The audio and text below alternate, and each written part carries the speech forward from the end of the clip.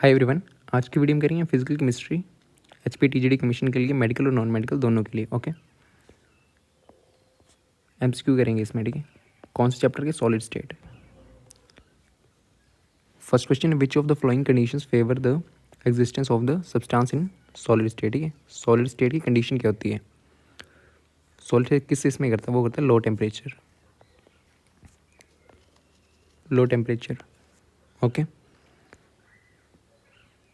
क्योंकि इसमें thermal energy कम होती है। लो टेम्परेचर पे थर्मल एनर्जी, ठीक है, मॉलिक्यूल्स जो होंगे उन्हें थर्मल एनर्जी मतलब मूव नहीं कर पाएंगे वो। ओके, इन मॉलिक्यूल्स के बीच में कौन सी होती है? इंटरमॉलिक्यूलर फोर्सेस होती हैं। ओके, इसलिए फिक्स पोजीशन पे होते हैं, फिक्स्ड पोजीशंस पे। लो टेम्परेचर पे लो थर्मल एनर्जी होगी, इंटरमॉलिक्यूलर फोर्सेस आपकी ज़्यादा होंगी इसमें। ओके, और ये फिक्स पोजीशंस पे होंगे। ओके, तो सॉलिड स्टेट की क्या कंडीशन है? Low temperature. ओके, नेक्स्ट है विच of the following is not a characteristic of a crystalline solids. तो सॉलिड्स की डिवाइड किस किस इसमें करा हुआ है? एक तो आपको क्रिस्टलाइन सॉलिड्स, ठीक है, सॉलिड्स पैक कैसे हैं। ओके, जैसे यहाँ पे कैसे पैक्ड हैं, कैसी शेप है उनकी, उसके बेसिस पे आपको सॉलिड्स ना दो टाइप में हैं, क्रिस्टलाइन और अमॉर्फस सॉलिड। ठीक है, crystalline solids, amorphous solids. Crystalline solids क्या होते हैं? जिनकी शेप जो होती है आपकी रेगुलर होती है। ओके, पार्टिकल्स जैसे हैं इनकी रेगुलर शेप होगी। ठीक है, जैसे क्वार्ट्स हो गया आपका, यहाँ पे एटम्स या आयंस या मॉलिक्यूल्स होंगे। ठीक है, इनकी फिक्स शेप होती है, लॉन्ग रेंज पैटर्न होता है इनका। ठीक है, लॉन्ग रेंज पैटर्न किसका? क्रिस्टलाइन सॉलिड्स का। और कैसे होते हैं? एनीआइसोट्रोपिक। एनीआइसोट्रोपिक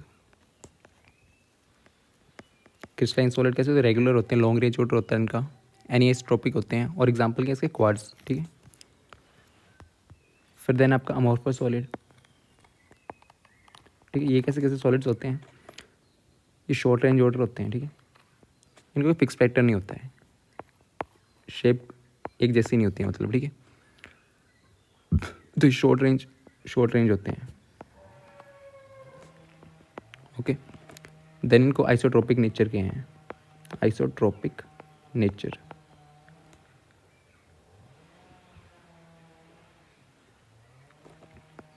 और इनको स्यूडो सॉलिड्स बोलते हैं, स्यूडो सॉलिड्स।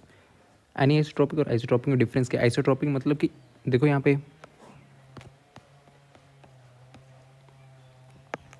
इनका तो फिक्स पैटर्न होगा। ठीक है, क्रिस्टलाइन सॉलिड। ठीक है, तो आइसोट्रोपिक और एनीआइसोट्रोपिक। ठीक है, तो इसमें आंसर क्या है? Definite and which of the flowing note पूछा हुआ है ना, किसका? Crystalline solid. क्रिस्टलाइन सॉलिड कैसे होते हैं आपके? एनीआइसोट्रोपिक होते हैं। ठीक है, आइसोट्रोपिक नहीं होते हैं। ठीक है, तो इसका सेकंड ऑप्शन है। ट्रू सॉलिड बोलते हैं इसको, रेगुलर पीरियडिकली रिपीटेड पैटर्न। ठीक है, एक रेगुलर पैटर्न होता है। ठीक है, ये भी सही है क्रिस्टलाइन सॉलिड के लिए, ये भी सही है। Definite and characteristic heat of fusion, ये भी सही है। ओके, ऑप्शन 2 इसका सही है। इसमें पूछा नोट कौन सा कैरेक्टरिस्टिक जो है ना वो क्रिस्टलाइन सॉलिड का नहीं है, तो वो आपका क्रिस्टलाइन सॉलिड कैसे होते हैं? एनीआइसोट्रोपिक होते हैं। ओके,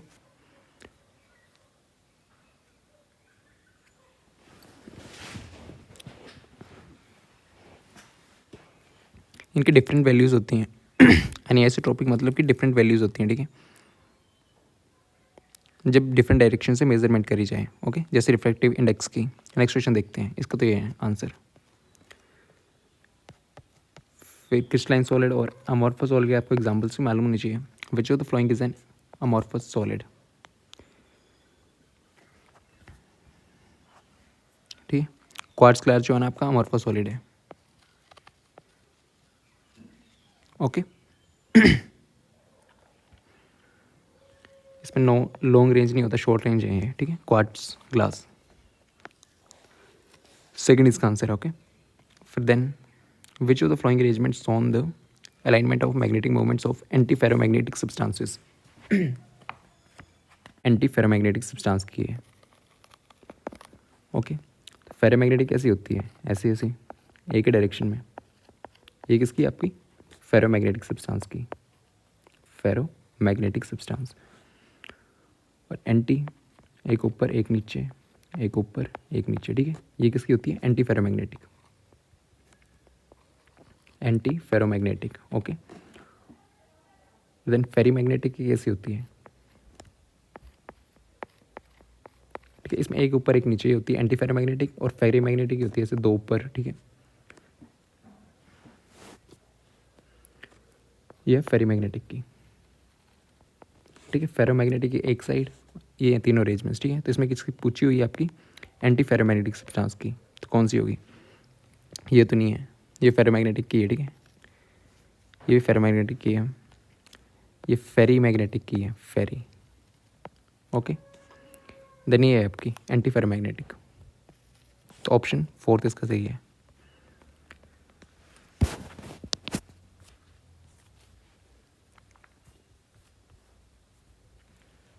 देन नेक्स्ट है, विच of the following is true about the value of refracting index of the quartz glass.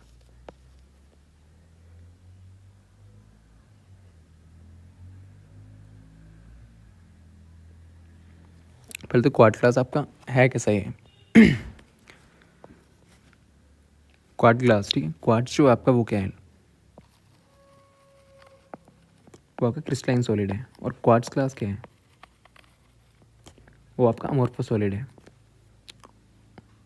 Okay, तो अमोर्फस सॉलिड में क्या होता है, क्वार्ट्ज ग्लास जो है ना, ग्लास पूछा हुआ है इसमें, तो वो आपका अमोर्फस सॉलिड है। ओके, तो इसका same in all directions. Different किस में होता है, डिफरेंट होता है आपका क्रिस्टलाइन सॉलिड्स में, तो ये आंसर, ठीक है। डिफरेंट एक क्रिस्टलाइन सॉलिड में होता है। ओके, तो इसका ऑप्शन नंबर 1 सही है, same in all directions. Quartz glass क्यों, अमोर्फस है। Next question, which of the following statement is not true about the amorphous solids. इसमें से कौन सी स्टेटमेंट जो अमोर्फस सॉलिड के लिए सही नहीं है, ठीक है। On heating they may become crystalline at certain temperature, ये भी सही है। नॉट ट्रू बोला हुआ, नॉट ट्रू, ठीक है। They may become crystalline on keeping for a long time. Amorphous solids can be moulded by heating, ये तीनों एक लाइन में मतलब बोल रहे हैं, ठीक है। They are anisotropic in nature, ये गलत है, ठीक है। तो ऑप्शन नंबर 4 सही है। एनी आइसोट्रोपिक कौन से आपके, क्रिस्टलाइन सॉलिड्स हैं, ठीक है। अमोर्फस सॉलिड कैसे आपके आइसोट्रोपिक नेचर के होते हैं।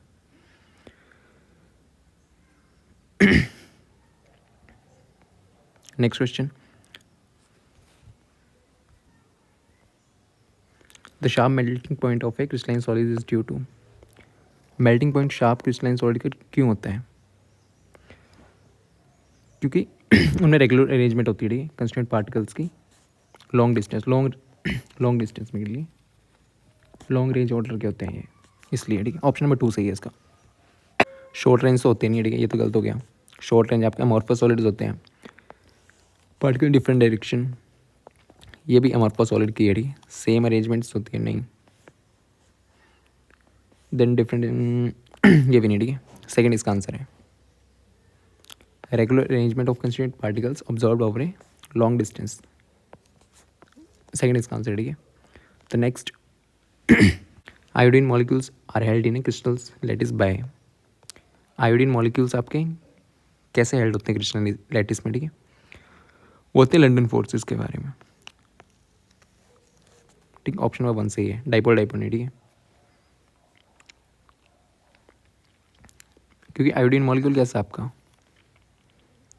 नॉन पोलर नेचर का है, ओके। और कोवलेंट नेचर का, ठीक है। नॉन पोलर और कोवलेंट नेचर का, ठीक है। वीक लंडन फोर्सेस के द्वारा क्रिस्टल में पैक होते हैं। So next, which is the following is a network solid. Diamond is a network solid, ठीक है। थर्ड इसका आंसर है, क्योंकि इसमें कार्बन कार्बन जो है ना, कार्बन एटम्स वो होते हैं स्ट्रॉन्ग कोवलेंट बॉन्ड से एक दूसरे के साथ अटैच होते हैं। So next, which of the flowing solids is not an electrical conductor? इनमें से कौन सा इलेक्ट्रिकल कंडक्टर नहीं है? ठीक है, कौन कौन से नहीं है? सी आयोडीन, ठीक है, I2 है। इसमें नोट पूछा हुआ है कौन कौन से नहीं है।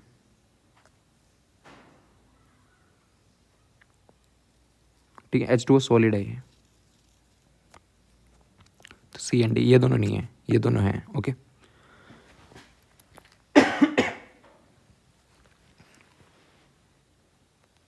ऑप्शन 3 इसका आंसर है, सी एंड डी। नोट पूछा हुआ था तो ये दोनों नहीं है, ये सॉलिड स्टेट में। ठीक है, क्योंकि आई टू आयोडीन है, तो ये क्या नॉन पोलर नेचर का भी देखा, नॉन पोलर नेचर का होता है। ठीक है, ये इंसुलेटर एक्ट करता है, इंसुलेटर। और H2O सॉलिड में है ये, तो हाइड्रोजन बॉन्डेड मॉलिक्यूल है, ये भी इंसुलेटर ही एक्ट करता है। और मैग्नीशियम क्या आपका मेटल, ठीक है, और कंडक्टर एक्ट करता है ये। और ये भी आयनिक सॉलिड है। ठीक है, ये भी कंडक्टर है, ये दोनों कंडक्टर हैं, ये दोनों इंसुलेटर हैं, इसलिए इसका ऑप्शन है C and D. Next, which of the following is not an characteristic of ionic solids? ठीक है, एक तो था शेप्स में, मतलब अरेंज कैसे हैं मॉलिक्यूल्स, उसके बेसिस पर दो में था, क्रिस्टलाइन और अमॉर्फस। और दूसरा आपका सॉलिड्स को डिफाइन जो करा हुआ था ना, वो करा था इंटरमॉलिक्यूलर फोर्सेस, कि दो मॉलिक्यूल्स के बीच में कौन से कैसी फोर्सेस हैं, उनके बेसिस पे कैसे कैसे थे। आयनिक सॉलिड्स हो गए, देन आपके मेटेलिक सॉलिड्स हो गए, ओके, फिर कोवलेंट सॉलिड्स हो गए। ओके, आयनिक सॉलिड का पूछा हुआ है। आयनिक सॉलिड्स में क्या होता है, आयंस के इससे होता है, पॉजिटिव नेगेटिव चार्ज होता है। आयंस में कैसे होता है, पॉजिटिव नेगेटिव चार्ज। ठीक, एग्जाम्पल्स क्या हैं इसके, LiF, NaCl।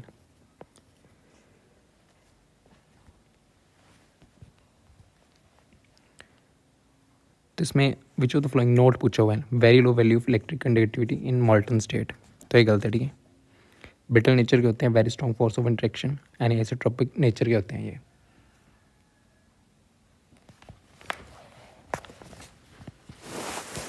ओके, आयनिक सॉलिड्स आपके हार्ड होते हैं, इनके बीच में फोर्स कौन सी होती है, कोलम्बिक फोर्स होती है, स्ट्रॉन्ग। ठीक है, इलेक्ट्रोस्टैटिक फोर्सेस। इनका हाई मेल्टिंग पॉइंट होता है, आयनिक सॉलिड्स का high melting point, high melting point. Okay, तो ये ऑप्शन 1 से ये नोट पूछा हुआ था। ठीक है, तो next, graphite is a good conductor of electricity due to the presence of, पहले ग्राफाइट कैसा है? ठीक है,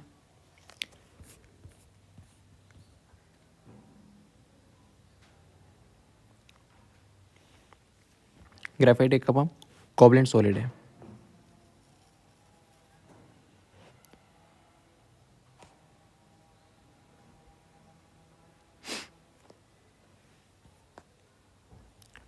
ठीक है, तो इसमें गुड कंडक्टर ऑफ इलेक्ट्रिसिटी क्यों है, फ्री वैलेंस इलेक्ट्रॉन्स है इसमें, इसलिए।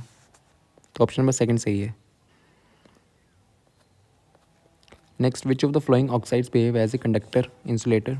कंडक्टर भी बिहेव करते हैं, insulator depending on the temperature. ठीक है, टेम्परेचर पे डिपेंड करता है, वो कंडक्टर भी हो सकता है बढ़ाने घटाने पे, और इंसुलेटर भी, दोनों चीज़ एक्ट कर सकता है।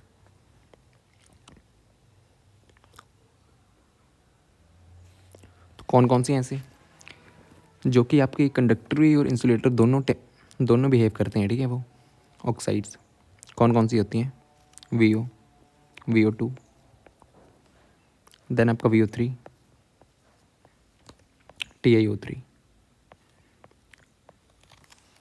ओके, ये आपके मेटल ऑक्साइड्स ऐसे हैं जो कि टेम्परेचर पर डिपेंड करते हैं। ठीक है, टेम्परेचर के बढ़ाने, कम और बढ़ाने से दोनों एक्ट करते हैं, कंडक्टर और इंसुलेटर भी। तो इसका आंसर क्या है, 3, TiO3।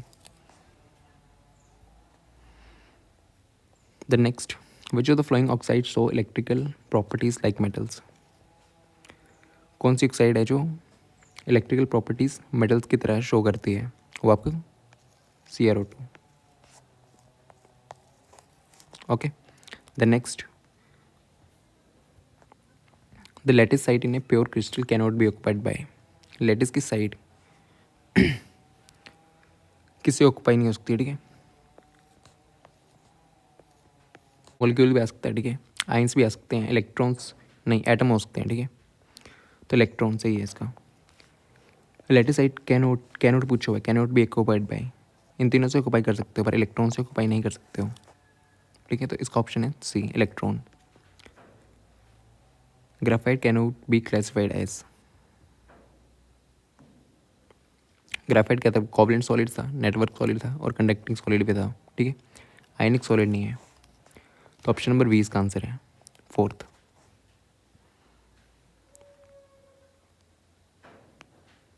ठीक है, क्यों ग्राफाइट कैसा है आपका,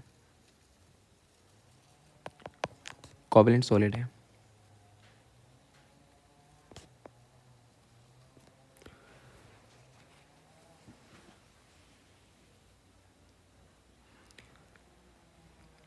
इसमें क्या क्या नहीं होते हैं कोवलेंट सॉलिड्स में, एब्सेंस किसका होता है, इलेक्ट्रॉन्स, फ्री इलेक्ट्रॉन्स का, ठीक है। क्या नहीं होते हैं, एब्सेंस मतलब होते नहीं है, फ्री इलेक्ट्रॉन्स आपके और आइंस, तो इसलिए इंसुलेटर एक्ट करते हैं ये। कौन से, कोवलेंट सॉलिड्स। ग्राफाइट कैसा है आपका, कोवलेंट सॉलिड्स, ठीक है। तो आयनिक किसका, फोर्थ इसका आंसर है। Cations are present in industrial styles, then ने आके अब आपका आपके डिफेक्ट्स, ठीक है। अब आपके डिफेक्ट्स जो हैं सॉलिड्स में, डिफेक्ट कौन कौन से होते हैं, यहाँ से भी क्वेश्चन आता है। स्कॉट के डिफेक्ट, ठीक है। देन आपका फ्रैंकल डिफेक्ट,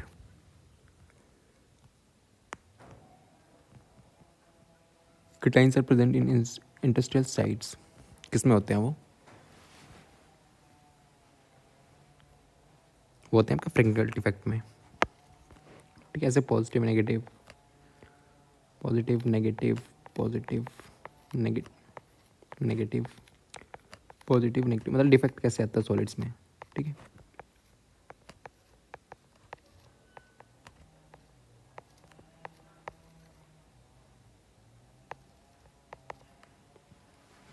ठीक है, अगर इनमें कटाइन की वैकेंसी होगी पॉजिटिव की, ठीक है,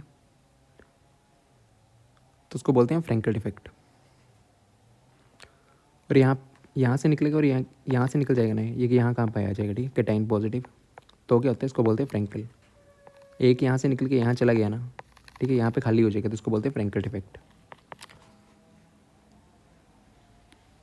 और अगर यहाँ पे, ठीक है, positive negative, positive negative, negative positive, negative positive, यहाँ से आपके कटाइन और अनाइन दोनों निकल गए, ठीक है। एक यहाँ से निकल गया अनाइन और यहाँ से निकल गया कटाइन, ठीक है।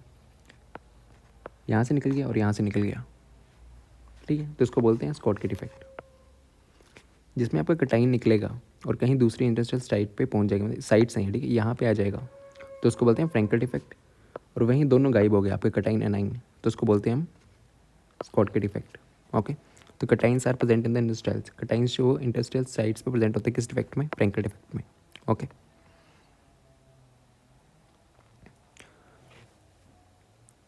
और इसके एग्जांपल्स क्या क्या आपके फ्रैंकल डिफेक्ट के, NaCl, KCl, ओके। और स्कॉट के डिफेक्ट के क्या क्या एग्जांपल है, ZnS, AgCl। नेक्स्ट क्वेश्चन, ठीक है, इस वीडियो में इतना था, ठीक है, बाकी नेक्स्ट वीडियो में देखते हैं। Thank you.